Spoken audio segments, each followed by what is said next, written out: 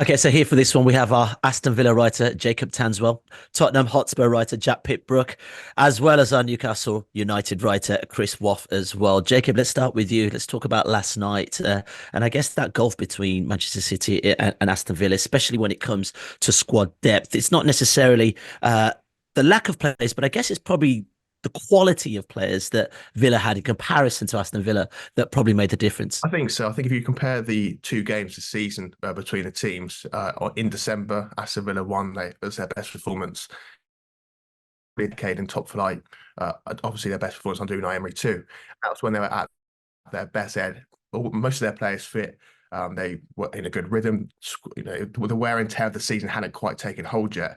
And then if you take yesterday's performance and you see a really depleted side, a team that made six changes from the win against Wolves because Emery's looking at the fixture list ahead and thinking City's kind of a free hit for us. Maybe we can get something out of it, but we've got to really focus on Brentford on Saturday, then Lille coming up. Those were the main thoughts in Emery's mind. And although they played well for large parts of that first half, they just didn't have the depth to go again in the second. Yeah, for sure. Is there a feeling though? I know some of the results have been relatively inconsistent of late. That there might be Champions League football at Villa Park next season. I mean, I'm a Brummie, so I'm fascinated for my mates back home. You ask Unai Emery that question every single week at the moment, and he says the same thing. He's very robotic in his replies. He always says, "Ask me after game 33 or game 34." He's been saying that since December, and we're actually now approaching that stage. So eventually, he'll have to talk about it. Villa, what they've done this season is incredible. I know a lot of teams have had injuries, but Villa I've got three ACL injuries. They've had reoccurrence since. Jacob Ramsey's barely featured us this season. Tyrone Mings is out. Yesterday, you had the spine of the team essentially. Tyrone Mings, John McGinn, Kamara, Watkins, Martinez, late withdrawal. These players are key to Unai Emery's team. And the fact that he can keep grinding out results, even they're not at their best, and that's why they had to be quite submissive yesterday against Man City. It's a testament to his coaching. Yeah, Jack. Let's talk about Spurs as well. I mean, is there a sense that fifth spot is going to be enough to get into the Champions League next season? If you look at this two bonus places that have been put for next season's competition for the Champions League, do Spurs feel like fifth place is going to be enough? Well, Ange Postecoglou doesn't want to think about it in that way, really. He doesn't want to think of fourth or fifth as being a big achievement. He's very, very focused on the bigger picture and how he can make Spurs competitive at the top end of the table in the long term. That said, objectively, things are looking pretty good. Like, they are looking good for fourth or fifth, assuming that the Premier League does get one of those bonus Champions League places, then you'd have to say that Spurs is like the likelihood of Spurs being in the Champions League next season. I think it is pretty good, although that's not really the message coming from Ange at the moment. And Chris, we have to come to Newcastle on this. I'm really sorry. Is it a bit frustrating that we talk about fifth place and not too long ago that felt like a space that Newcastle could have occupied for Champions League football, and the season just sort of seems to have petered off in quite a strange way? I'm slightly disappointed, Ayo, that you didn't immediately pivot once Jacob mentioned injuries to me, because it feels like I've become the Athletics injury correspondent over the course of the last 3 months, because Newcastle United's, it's not even an injury crisis, it's been a series of crises and a wider crisis, and that has been the story of Newcastle's season. Up until December, the start of December, they were in a good position in every single competition. They were fifth in the Premier League, and it looked like they were building on last season's mass overachievement in terms of Newcastle being far ahead of schedule, but things have really fallen apart to a certain degree since then, primarily due to injuries in the squad being stretched so far. So I think it is a significant frustration for Newcastle. And if you flip the two seasons, if Newcastle had been where they are this season last year and then were challenging in that top five place this year, you'd say that would have been natural progression. But really, they went, in some ways, the team outperformed the position that the club was in, and they've really found it difficult to get themselves competing on all these different fronts. And they've obviously had extenuating circumstances as well, and unfortunate circumstances with Sandro Tonali's suspension, which is for gambling offences, which is obviously really has exacerbated the issues that they've had. But yeah, Newcastle do look at it as if we could have just maintained form for a little bit longer, if we could have avoided some of the injuries, which basically have been self-perpetuating and it's become cyclical, then they could have been in that conversation. And that's what they need. That we're going to come on to that, but that's really what Newcastle need to try and establish themselves in the position they want to going forward, the Champions League revenue. Yeah, for sure. But I mean, Europa League, it's not as big in terms of revenue. Still seems that there might be European football at Newcastle next season. What is it, 3 points behind Manchester United, who are currently 6 at the moment? Yeah, I mean, Newcastle have become the cliched mid-table side over the course of the last 3 months. They haven't actually won consecutive Premier League matches since the start of December, so they come back after the international break. It had been seen as a reset internally at the club that they would attack these final 10 games of the season.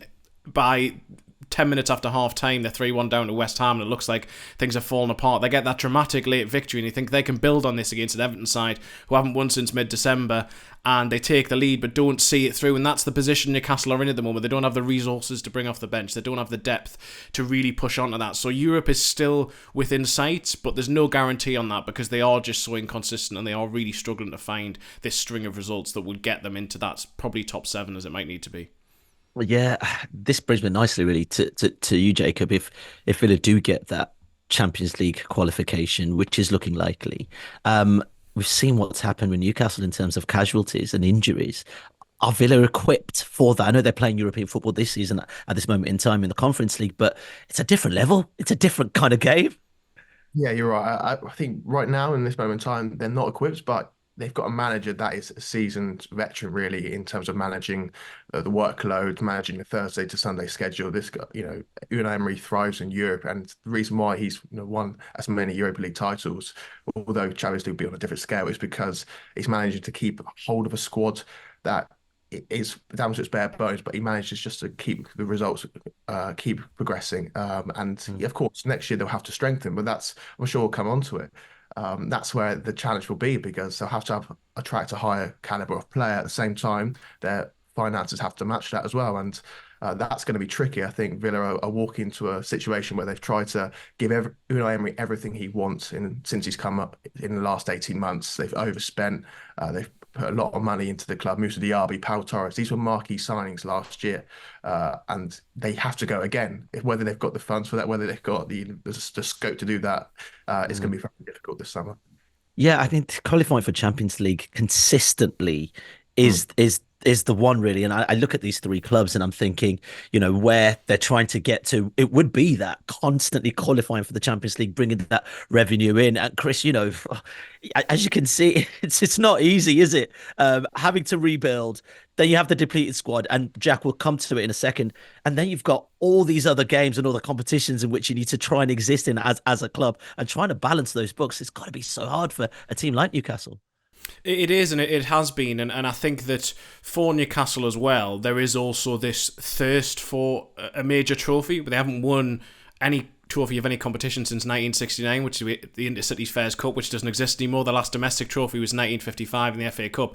So the fact that they got to the Carabao Cup final last year and then fell at the final hurdle, they still haven't got that monkey off their back either. So it's like Eddie Howe, that you had no competition this season, especially given the brutal cup draws Newcastle have had, where you could rest any players. And given the Tonali situation I mentioned earlier, and given that Harvey Barnes, their other big summer signing last season, was injured in a freak injury really in the season with a foot injury, they didn't have actually any strength and depth beyond what they had last season. The other 2 signings were fullbacks who essentially were seen for the future in Tino Livramento and Lewis Hall. Now, Lewis Hall's barely featured. Livramento we've seen a bit more of. But Newcastle may have to rethink how they actually approached last summer's window as well. Again, because of PSR issues that they had, they couldn't do everything they necessarily wanted to. But really, did they have the strength and depth to be able to cope on so many fronts? In hindsight, I think they're going to have to look back at it and say there were mistakes made. But equally, there is only a certain amount you can do in 1 or 2 summers, given the issues that there are with the sort of restrictions you have financially, given the rules in the Premier League.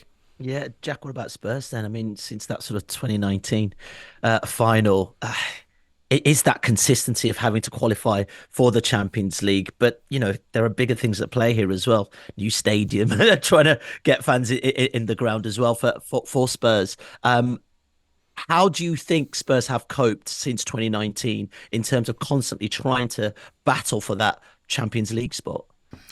Well, pretty badly, I'd say. They've only finished in the top four once since reaching the final in 2019. It was obviously when Antonio Conte came in November 2021, and then they came fourth in that season, but then they were back in the Champions League last season, and they were rubbish. Like Conte got sacked by like 2/3 of the way through the season. So there's no, and this I think is something that Spurs have learnt in the last few years, which I think other clubs will probably learn in time, and that's that, like, being in the Champions League in itself is not the kind of, it doesn't solve everything at your club. It doesn't make you a huge club or like an elite club simply by being in the Champions League.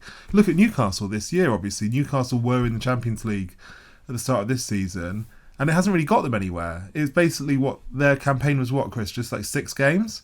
And then 6 games, yeah. 6 games and that's it. And now they're kind of back to square one. And Postecoglou didn't refer to Newcastle specifically, but he was asked about this recently, and he said, look, like, being in the Champions League in itself doesn't, that is, don't overrate how important that can be to a team, because it can just be a brief campaign, and then it puts a lot of extra work on your players, and then you've still got to replicate your form in the Premier League the following season. So obviously being in the Champions League is good, and you'd rather be in it than not, but you shouldn't make it the be all and end all of your football club, basically. In essence, are we saying that Spurs could be, I guess, a blueprint for teams like Newcastle or Aston Villa then, in terms of how you can sort of take on this sort of the big boys of the Premier League, or break into that top set of the Premier League then, Jack? Is that what you're saying? I think so, because what Spurs have done successfully is they go from being a team who never played in the Champions League to consistently getting in there. They got there under Harry Redknapp for the first time. They then consistently got there under Pochettino. They steadily improved their form in the Champions League, obviously reached all the way up to the final in 2019. Since then, they haven't been able to maintain that level, although I do think they'll probably be back in the tournament next season. So Spurs have shown that there used to be a way to build your way up from being a team outside the Champions League to being a team inside the Champions League. Now, I guess and I'm sure that people at Newcastle and Aston Villa would look at what Spurs did over the last 10 years and think, well, if they can do that, then why can't we do that? Why can't we go from being outside the Champions League to becoming a kind of semi-regular participant in it? I guess the problem is that I think it's probably harder to do that now than it was when Spurs first did it. Like, Spurs first finished in the top 4 in 2010, and that was just a very different time in the Premier League. Like, there was less money flying around. It felt less stratified. I think it was probably easier if you had a few good players and you put a good run together to finish in the top 4 if everything went your way, like Tottenham did under Redknapp. But now I just think the level is so high. Plus, there's PSR, which obviously makes it harder for teams to bridge that gap. I think it's probably a more difficult job for aspirational teams now to break into the top 4 than it was when Tottenham first did it in 2010. And we talk about sort of PSR and that sort of balance in books, Chris. It's one thing qualifying for the Champions League, but relatively, to taste the fruits of the money and the financial bonus that the Champions League brings to a team, qualifying for it consistently is a must, though. It is, and for Newcastle, I think Jack makes a really good point. The problem Newcastle had, if you go back to the pre-Mike Ashley era and sort of 2007 time when he took over Newcastle, Spurs and Newcastle, in terms of profile of clubs, certainly in terms of commercial revenue, were almost equal. Now, Spurs have gradually built that up over a long period of time, and obviously now have their impressive stadium, and they're bringing in money in that way. Newcastle stagnated for the entire time that Mike Ashley was there, so that the new ownership arrived in October 2021, and revenue streams are just so far below all of those other clubs, and that really does affect the spending you can then make, both in terms of transfer fees, but the big thing which I think gets forgotten about PSR is wages, and Newcastle's wage structure is still nowhere near any of the so-called big six clubs, because it can't be yet. They've had to really hold that back, and that restricts the sort of players you can bring in. And the only way you can sort that out is consistently qualify for the Champions League. You bring in revenue there, or you rapidly expand your commercial revenues. Now, Newcastle's commercial revenue went up 2/3 year on year in the last year, and yet Man City's is still 7 times Newcastle's. That's how far behind they are in terms of what they can spend. And when it comes to the stadium, they can't necessarily do what Spurs have done. It's very difficult for Newcastle. They're looking at the moment as to what they can do with St James's Park, but expansion is difficult. There's listed buildings around it. It's 52,000 at the minute. I'd like to get it towards 65,000, but that's going to be costly to A, do, and B, how do you actually do it?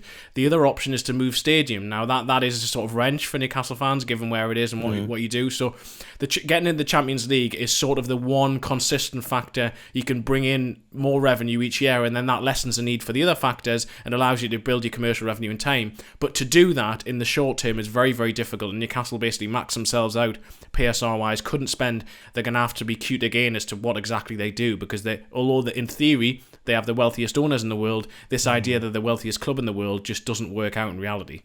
Yeah, thinking, Jacob, you spoke about Emery's exceptional record in European football. The demands for a team like Villa, who've never been here for so long, and then maybe stepping it up if you do get it right with the right players over the summer. But obviously there's still PSR to talk about. But realistically, you've got a manager equipped to take the club to that big stage. Yeah, Unai Emery, even before the qualifying rounds against Hibernian, he was mentioning that this is almost, he's seen this as like a precursor to see where Villa are at in terms of managing the Thursday to Sunday schedule. And he's made it clear that he doesn't want to, he's not here to be playing in the Conference League. He's here to be competing to try and break through that top 6, top 7 glass ceiling. So will be a really good test. The issue that Villa have is that the whole football side of the operations is built around Unai Emery. So it's not a case of graduating this club, building this club up, gradually building the infrastructure, building the overall culture. Is essentially, let's pin all our hopes on Unai Emery and his football operations. Let him control everything. We'll give him everything he wants, and we hope that he will take us to that next level. So it's not. They have to catch up on the other side of the operations. At the moment, the club's separated into 2 distinctive areas: the business side of things and the football side of things. The football side of things is regarded as elite because Unai Emery's leading it. He's got 2 dozen Spanish staff. But then on the other side, the business side has been relatively the same for the best part of 2 decades now in terms of the staff there, and they're struggling. Chris alludes to the revenue and the sponsorships and things like that, and Villa are well behind it. That's the reason why they're trying to get out of contracts early with Castor, with their front of shirt sponsor this season. They're trying to get generate bigger revenue. At the moment, if you look at their wage to turnover ratio, it's 89%, and there's only 3 clubs in the Premier League and the Championship that have got a higher one, and that is Leicester, Forest, and Everton. And you've seen what's happened to them.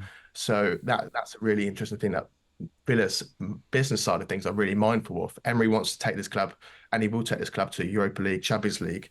But there is a worry that the difference between the football side and the business side is so vast that eventually it will come back to bite. Yeah, I'm just thinking, having grown up with Aston Villa as my local team for a long time, compared to where I guess you look at this wonderful shiny new stadium the Spurs have, do you think Villa are lacking that sort of sexiness, that va-va-voom at this moment in time? I can see where they're building and can see where Newcastle are building, but maybe Aston Villa still feels like grit and mortar compared to both other teams. Yeah, Villa Park's great though. It's obviously historic ground, but it's difficult to build. And similar to what Chris was saying, is they've had stadium expansion plans for years, redevelopment plans, building the North Stand or demolishing it and building it to a 50,000 seater. But the issue is that there's no room to really build in Aston, and the plans that they had to make Villa more sexy, they were going to add, this box park type Wembley outside Villa Park has been put on hold because inflation's taken hold. It's going to cost tens of millions, and right now they're in a rut in terms of how they grow Villa Park and modernise it in a way as well. Yeah, Jack, as we're talking stadiums, I mean, look, the revenues raised by the new Tottenham Hotspur Stadium. I mean, Beyonce alone shuts down the entirety of Haringey. I mean, it's quite impressive how we're looking at those revenue streams in comparison to obviously Champions League streams. But there seems to be an interesting model here as how Spurs want to sustain this club moving forward. Yeah, I think you can't over-exaggerate how important Tottenham Hotspur Stadium is to the football club going forward. It opened actually 5 years ago this week. Me and Charlie Eccleshare have done 2 big articles on The Athletic one about the opening of the stadium and the second about what it means for the club. And it's just an incredible revenue generator, basically. It's a huge ATM for the club. Like, they make almost £6 million for every home game. They brought out their accounts yesterday, actually. They brought in £549 million in revenue last season, £117 million in matchday revenue, I think second only to Manchester United in the Premier League. And that's not including the kind of the revenue they have for stuff that isn't football, which is massive. You know, it's the home of NFL in Europe. They had 5 nights of Beyonce last season where they made millions and millions of pounds. They had AJ's fought there, Tyson Fury's fought there. They've got go-karting there, Saracens play there. Like, it's a huge, huge money-making machine, that stadium. And I think that in the era of PSR, when teams have to stand or fall by their own revenue and can't just go to daddy for a handout all the time, like, it's massive for Tottenham having that, because it means that whatever happens on the pitch, they're always going to be making hundreds and hundreds of millions of pounds a year out of that stadium, which is, with money that can go straight into the football team. Chris, is this something Newcastle are also looking at in terms of, trying to bring people in, that stadium experience, keeping them in, bringing a bit more money in, and all that kind of stuff? Because, Europe is not guaranteed, but also you have to think outside the box in many respects.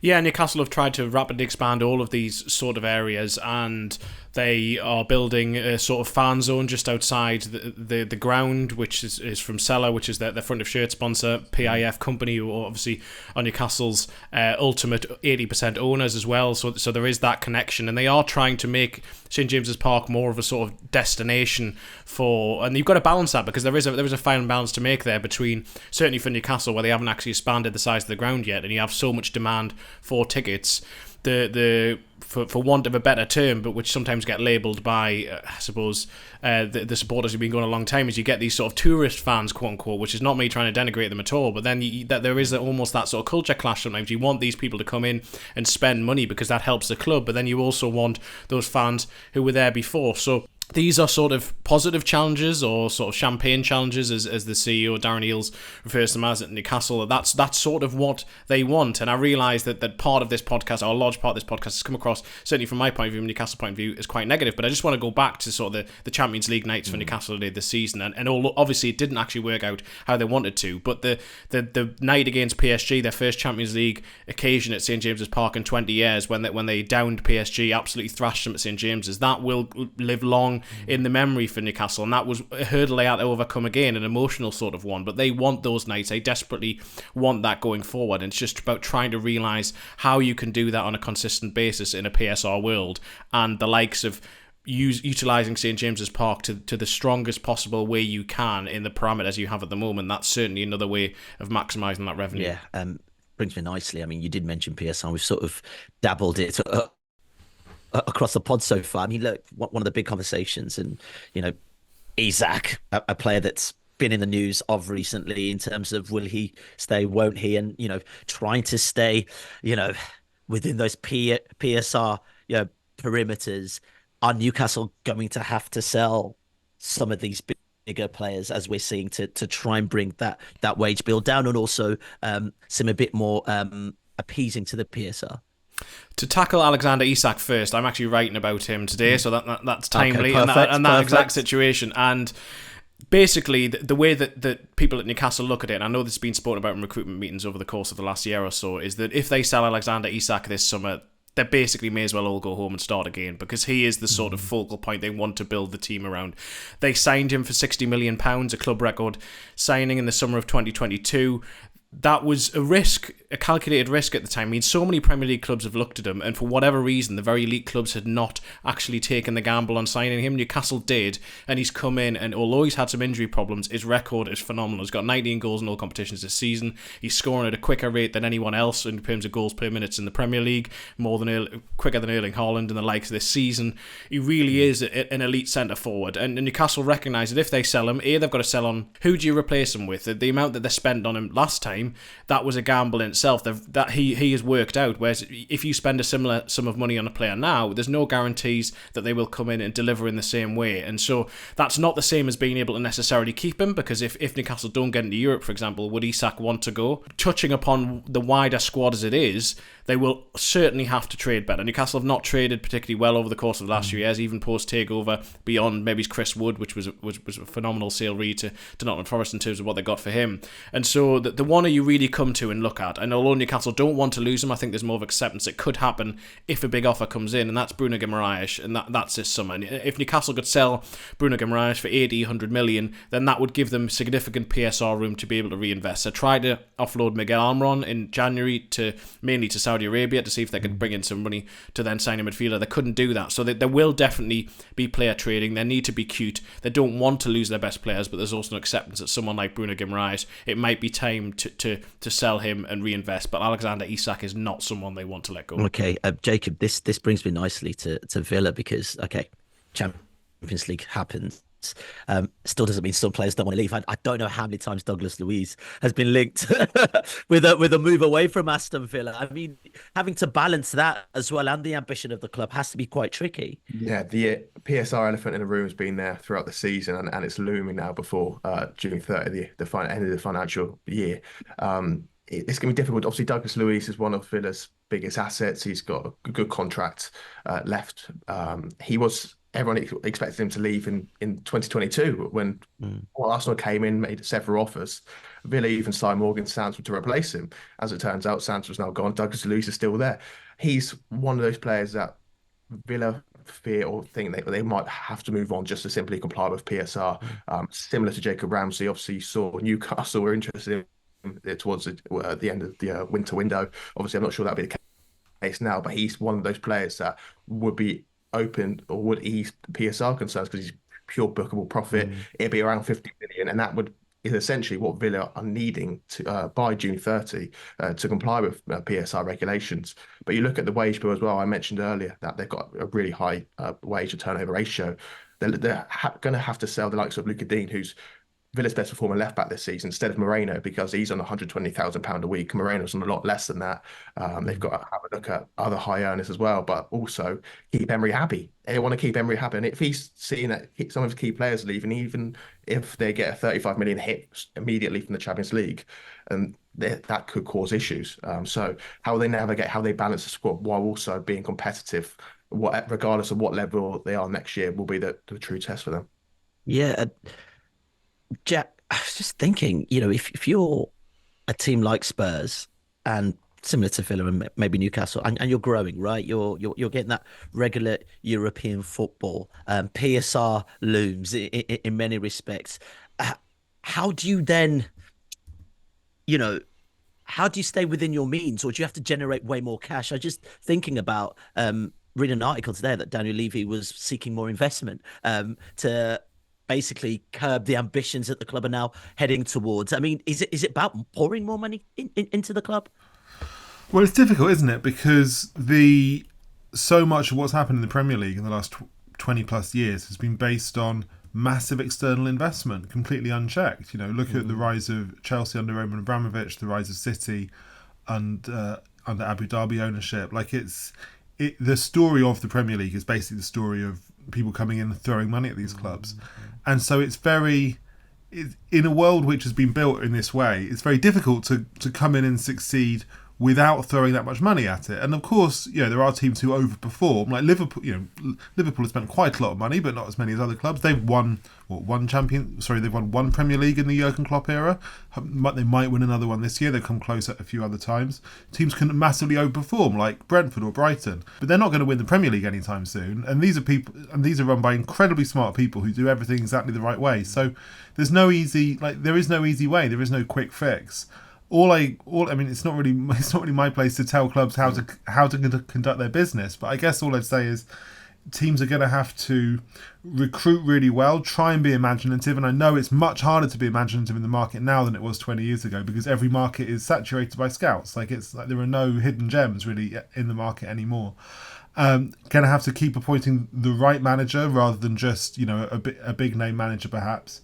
and hope that everything falls into the right place, because there is no, I think particularly in the PSR era, there's no shortcuts anymore. You can't just inject a few £100 million and try and cut out a few steps. Yeah, there's something I want to sort of throw to all three of you, really, in terms of how do you curb that expectation of the fans. Okay, they finally taste European football, and we're talking about businesses, right? Like, so the business is growing much bigger. Season tickets go up a bit more, going to the average match becomes more expensive. Does there then mean that every season, or at least fans want to see progress, i.e., Jack, a trophy of some sort to qualify the fact that they're having to turn up, enjoy this wonderful new shiny experience, but they still need to see their club win something?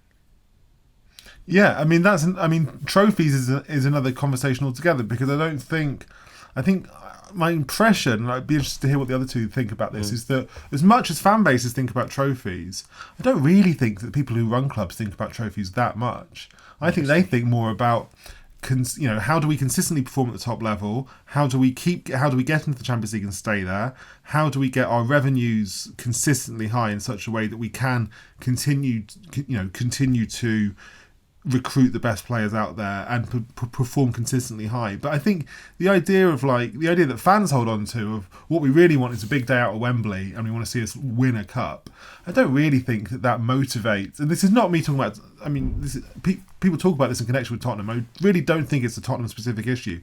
I just don't think that kind of big Wembley day out win a trophy as the kind of the end goal of any season. I just don't think people who run football clubs think in that way.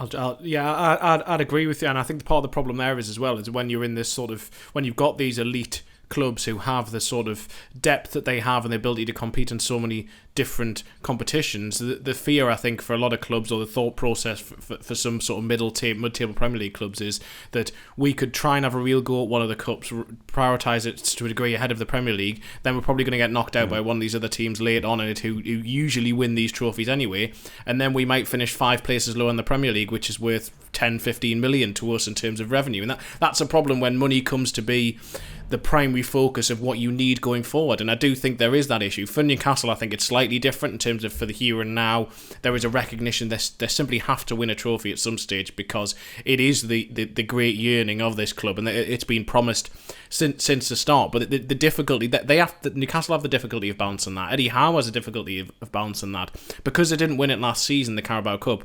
They go into next season, really they need to get back into the Champions League next season, or get as close as they can to it, but at the same time they'll have been 2 full seasons in the project without actually winning a trophy, and so they got to 2 quarterfinals this season, but when do they actually get beyond that? And it is sort of the fact that you have to diversify your resources to make sure you get back into the Champions League or as high up in the Premier League, because that's where the money is. The trophies don't generate the money, but the trophies, I'm sure, are what most supporters actually want in that here and now, as well as the Champions League nights, of course. Aston Villa, they need both, really, because they need trophies to rubber stamp progress and to keep Emery happy, to make sure that he sees, concrete evidence of an upward trajectory. But at the same time, those off the field who are in charge now are worrying about revenue growth, PSR.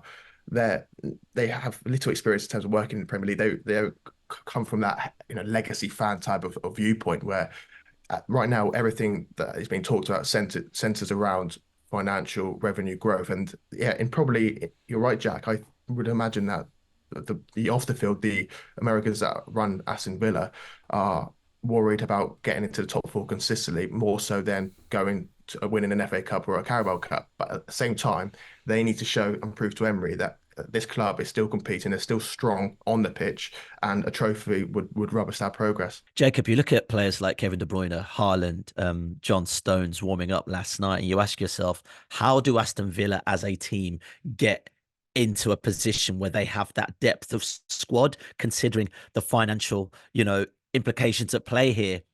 Does it feel unachievable for you?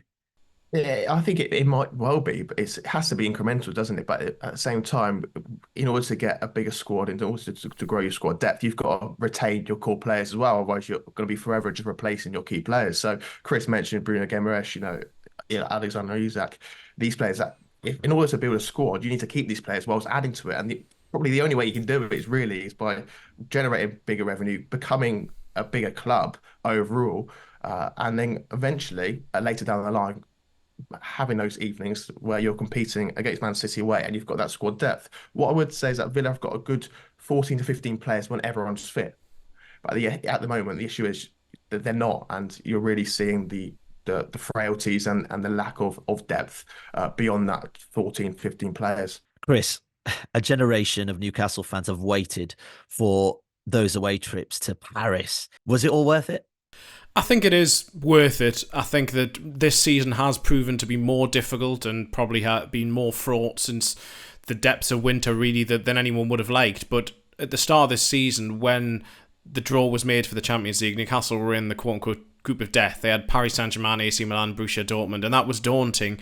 And they could have had a far easier group, like Man United, although Man United didn't get through that group as well, and maybe they would have still been in the Champions League after Christmas. But at the same time, Newcastle were fighting these European heavyweights again, these stellar nights in the Champions League. That's what they wanted, and going forward, they need to sort of almost get beyond that, and they need to make that more of a consistent part of who they are and what they are. But it had been such a long period for them to get back there that I think that to have this season, to the growth that has been post-takeover, I don't think that most Newcastle fans, I don't want to speak for all of them, but I imagine most Newcastle fans would not have changed that. That yes, they don't want to be languishing where they are in the Premier League and really struggling to even name a full squad for Fulham on Saturday, but going forward, the hope is that they will be stronger beyond that, and you have to have these challenges to get better. Newcastle needs to have more consistent European football before Champions League football to get used to the grind of playing more than once in a week. Eddie Howe needs that, the squad need that, and the fans also need that. It needs to be a realisation that it won't just be a linear sort of growth. There will be ups and downs along the way, but the first half of the season for Newcastle was phenomenal in so many ways. That Paris Saint-Germain night, I don't think any fan would really want to change that. Gents, thanks so much for your time. You can catch Jack on our Spurs View from the Lane podcast, as well as Chris on Pod on the Tyne as well. Don't forget to rate and review the podcast. Thank you so much for listening. Adam and the crew are back tomorrow.